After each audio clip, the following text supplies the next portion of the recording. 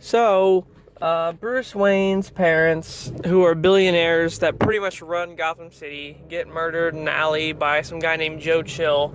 Once Bruce comes of age, goes to travel around the world to find himself, ends up in like this ninja assassin league called the League of Shadows, ran by Ra's al Ghul. And so he pretty much trains him to be Batman, pretty much.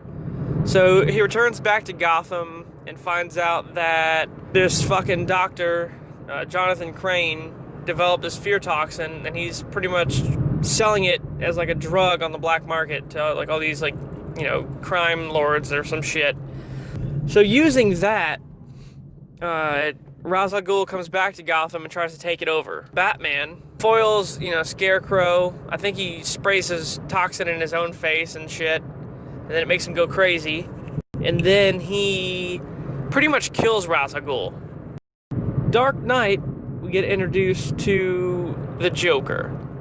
He's just a random nobody who comes out of nowhere just to cause a bunch of chaos. They rob this bank in Gotham. Joker then has a meeting with all the crime lords, telling him what he did, and when they go to like act on it, he threatens to blow them all up with grenades.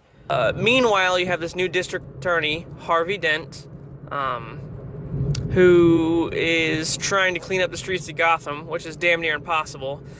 Just to create more fuckery, Joker has Harvey Dent kidnapped. Joker gives, you know, the press the addresses or whatever. When he goes to save him, half of his fucking face gets burnt off. So then Joker visits him in the hospital and tells him to create a bunch of chaos because pretty much the law failed him and he needs to do anarchy now. And like they have like this huge like final battle in like this construction site. So he throws Joker off the building, but he saves him, and then he just goes to Arkham. Batman confronts Harvey Dent, and he's flipping a coin, deciding everybody's fate, you know, comic book style. Batman tackles him off like this third-story building, and then Batman gets all fucked up. Dark Knight Rises. Batman's been pretty much retired for 8 years until Bane shows up. Bane is a mercenary that worked for the League of Shadows underneath Ra's al Ghul. Enter Selina Kyle, who's a cat burglar, who also has ties in with Bane and what he's doing. But all she really wants is like this flash drive that's called a clean slate program. Batman comes out of retirement to fight Bane, but only to get his ass kicked because he's washed up. And Bane pretty much goes across the world and throws him in this hole in the ground that doubles as a prison. You do have this one cop in the city named John Blake.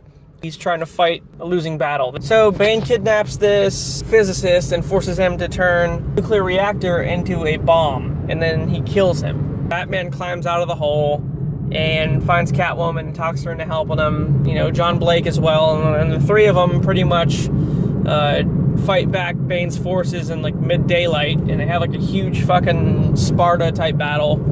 And then it's revealed that the real bad guy is Miranda Tate, who really is Talia al Ghul, the daughter of Ra's al Ghul. Batman takes a nuke over the ocean and pretty much dies.